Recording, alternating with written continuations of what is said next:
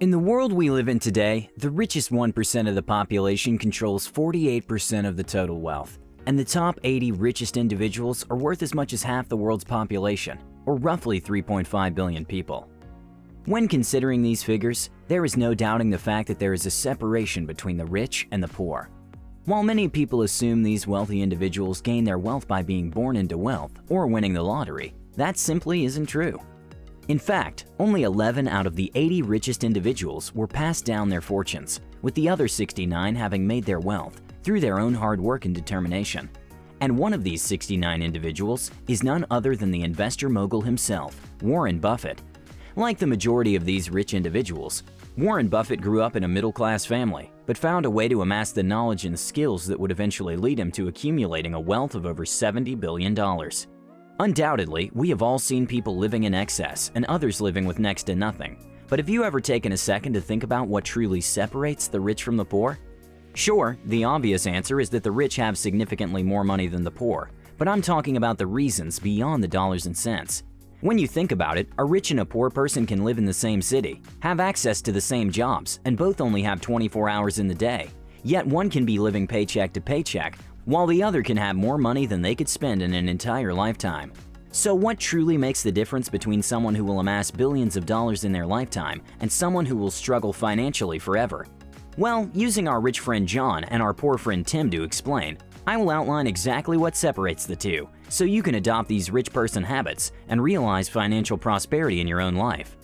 Before we get going, you should know that both John and Tim have similar IQs, come from middle-class families, and live in the same city. In short, neither man has any advantage over the other. However, their bank accounts are at total opposite ends of the money spectrum. It's Monday afternoon, and both John and Tim commute home from work. When Tim gets home, he goes over to his couch, turns on Netflix, and binge watches hours of mindless TV to numb himself from the long workday he had. While Tim's boss recommended that he should read more books in order to increase his chances of getting promoted this year, Tim can't be bothered to read, especially now that a new season of his favorite show has come out. When John arrives home, he immediately logs into his computer to start studying. Hours pass as John reviews his notes for his upcoming exam. While John already has a master's degree and multiple designations, he continues to put in a few hours every night to work towards another accreditation, which will help him scale the corporate ladder faster. In fact, John recently learned that one of his idols, Dan Lok, invests over $500,000 a year into continuous learning. John figures that if millionaires are investing that much time and money into learning new things, then he should definitely do the same. Therefore, difference number one between the rich and the poor is that the rich never stop learning. At work the next day, Tim's boss begins handing out bonuses to all of the employees. As Tim opens up his envelope, he sees that he's gotten a $100 bonus, much less than all of his peers. Tim goes up to his boss and complains, saying that he's been at the company for 10 years and this is an embarrassing bonus to have received. His boss goes on to point out that Tim never stays late to help his team and that his productivity has dropped every year since he started. Across town, John is plowing through his current project at work when his boss approaches him. His boss hands him an envelope, and as he opens it, he sees in front of him a $10,000 check in his name. John is stunned and very appreciative of the generous bonus. John's boss goes on to explain that John has been putting in a ton of hours as of late, and his last project saved the company $1 million in operating expenses. So, to recognize his work, this was the least they could do. Therefore, difference number two is the rich sell value and the poor sell time. The following week, Tim is counting down the days until Thursday, which is when he gets paid. As soon as his boss gives him his bi-weekly check, he rushes to the bank and begins sending out payments to all of his creditors. He sends money to his landlord, to his hydro company, and of course his monthly installment for income tax. As Tim gets to the end of the month, he decides to see just how much money he saved. As he opens his balance, he realizes that not only did he not save any money, but that his account was lower than it was a month prior. Tim has no idea where all the money could have gone. When John gets paid, $500 is automatically deducted and is funneled into a savings account that he can't access. After making sure his savings have been funded for the month, John then makes his mortgage payment, pays his utilities company, and makes his monthly installment of income taxes to the government. At month's end, John smiles as he notices that once again, his bank balance has grown, making him even richer than he already is. Therefore, difference number three is the rich pay themselves first, while the poor pay themselves last. One night after work, Tim is watching TV and sees an ad for a new high-definition television that is being released. The TV costs $1,000, which is all that Tim can afford to spend on entertainment devices for the year. While Tim contemplates this purchase, he has also been dying to buy the new PlayStation that just came out, but at a cost of $500, there is no way he can get both. Tim sulks, wishing that his boss didn't suck and had given him a bigger bonus so that he could afford to buy both. After passing his exam, John wants to treat himself for his hard work and decides that he wants to buy himself a new gaming system and TV. John too only has a budget of $1,000 for his purchase, but really wants both the new state-of-the-art TV and the PlayStation console. Instead of deciding between the two, John asks himself how he can get both. John figures that he can take on a side consulting project to earn the extra $500 he needs to cover the cost of the PlayStation and build himself the perfect gaming setup to celebrate his big accomplishment. Therefore, difference number 4 is that the rich have a growth mindset, while the poor have a fixed mindset. Because Tim dreads going into work every day, he has made grabbing a Frappuccino from Starbucks a staple in his morning routine. Without his sugar-filled latte, Tim knows he couldn't even make it through just a few hours at work, which makes him more than happy to trade $5 a day for his morning jolt of caffeine. John, on the other hand, walks right by Starbucks every day, and instead of getting an expensive latte, he drinks the free coffee that's served at work.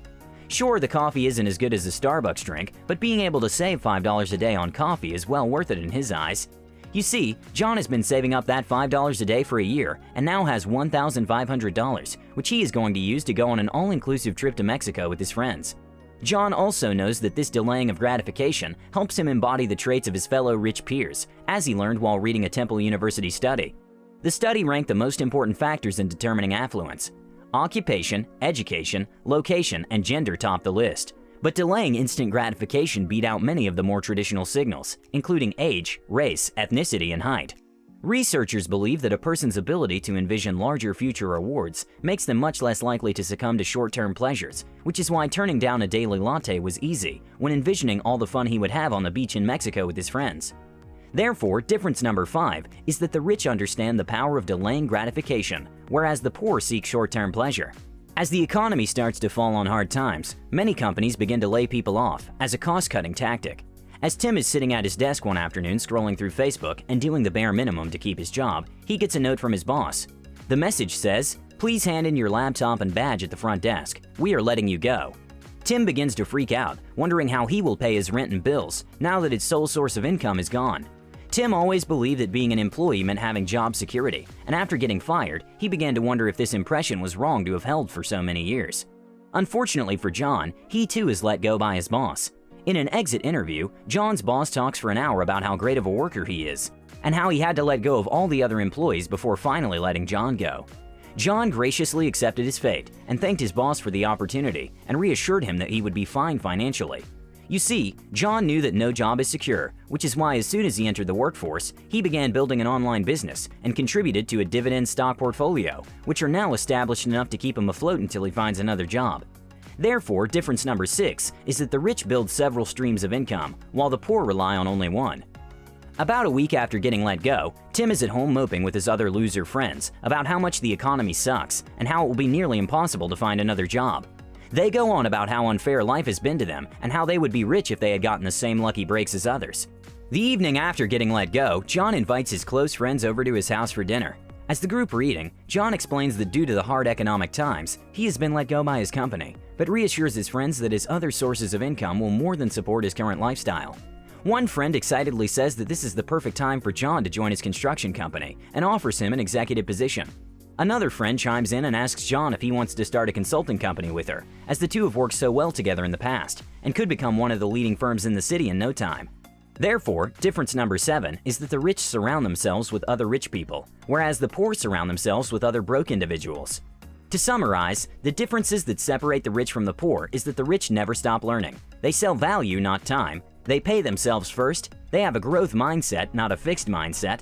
They harness the power of delaying gratification, they build multiple streams of income, and finally, they surround themselves with other rich individuals. Thank you guys so much for watching.